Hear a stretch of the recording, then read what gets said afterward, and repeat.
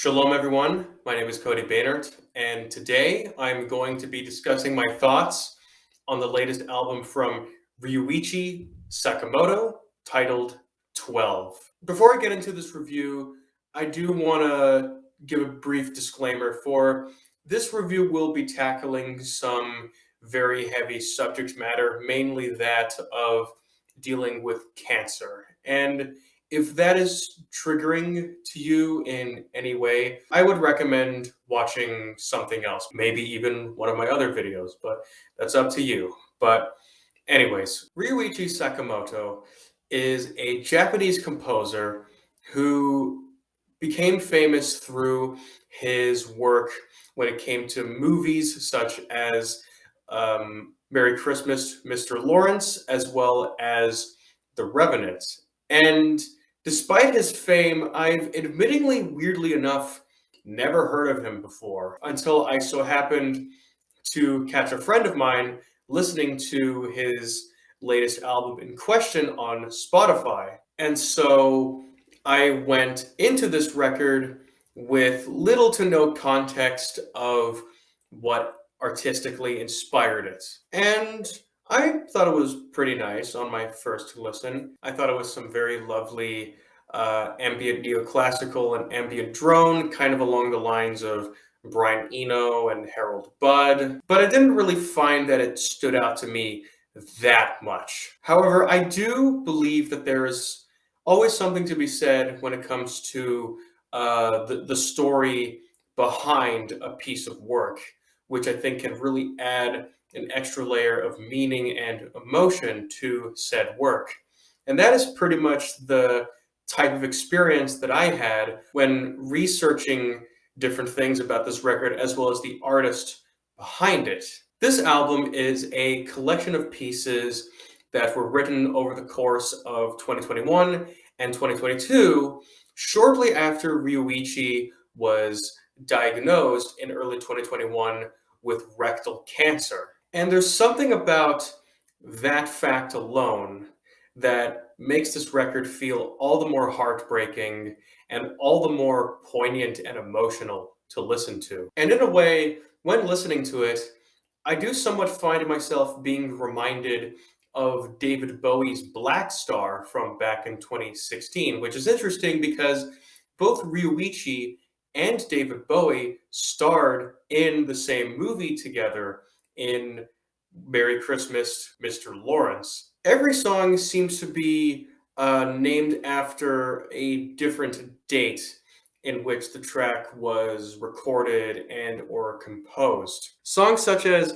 2021 310 as well as 2022 2 are comprised of these very impressionistic synthesized soundscapes that have a very wistful and almost mournful energy to them, especially 2022 2, which seems to utilize bell samples, which gives it a more grim and somewhat unnerving feeling. Most of the rest feature piano as the primary instrument. And the piano pieces range from being equally formless and impressionistic and unfocused in terms of melody, but I mean, purposefully so, to ones that are either held together by a singular vague theme or are more melodic and straightforward piano ballads that feel somewhat reminiscent of what I would expect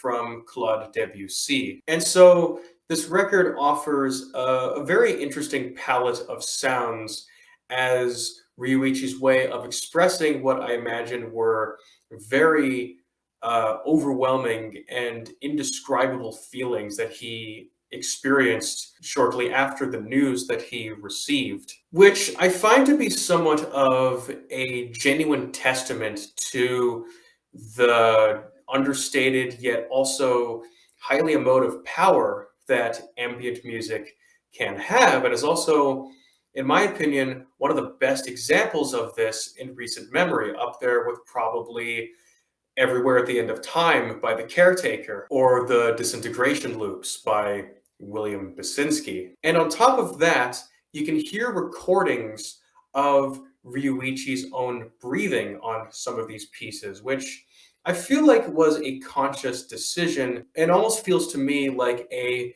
meditation on the fact that Ryuichi is still alive and is still making music.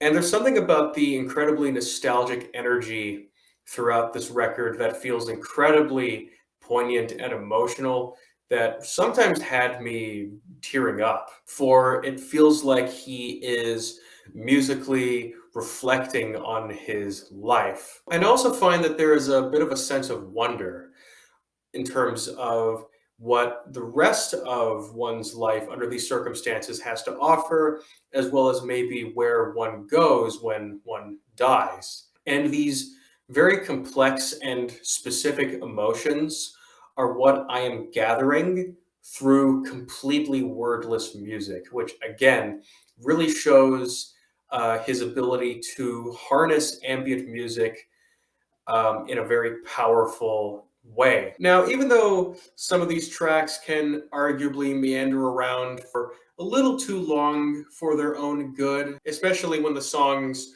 reach up to like 8, 9 minutes in length, I still feel like he uses these lengths very effectively to provide space for expressing himself in this very abstract way. Towards the end, specifically when we get to tracks 8 to 11, as previously mentioned, the songs are pretty much just solo piano ballads that are filled with these very interesting, somewhat jazzy chord progressions that not only remind me of the aforementioned Claude Debussy, but also feel like they came out of a Studio Ghibli film. And the album's closing track, titled 2022-34, is just a minute outro piece made up of what sounds like recording of bells. I don't know what it is about this ending that feels so fitting and genuinely conclusive and powerful. Overall, this thing is quite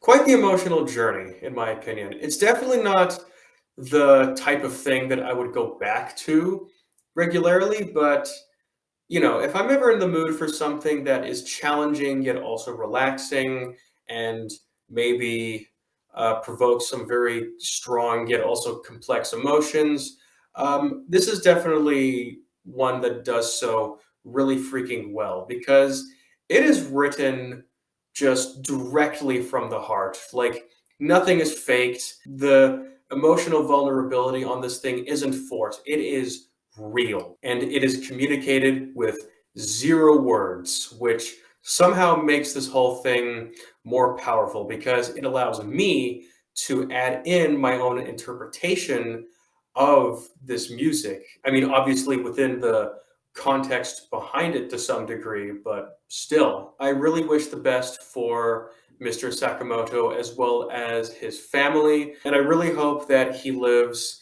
a happy and peaceful rest of his life. And so, yeah, those are my thoughts on the latest record from Ryuichi Sakamoto. What did you think of this record? Did you give it a listen? If so, please discuss your thoughts in it down below, as well as any constructive feedback on my own review. And of course, please feel free to like and subscribe and comment. And I'll see you guys next time. Bye bye.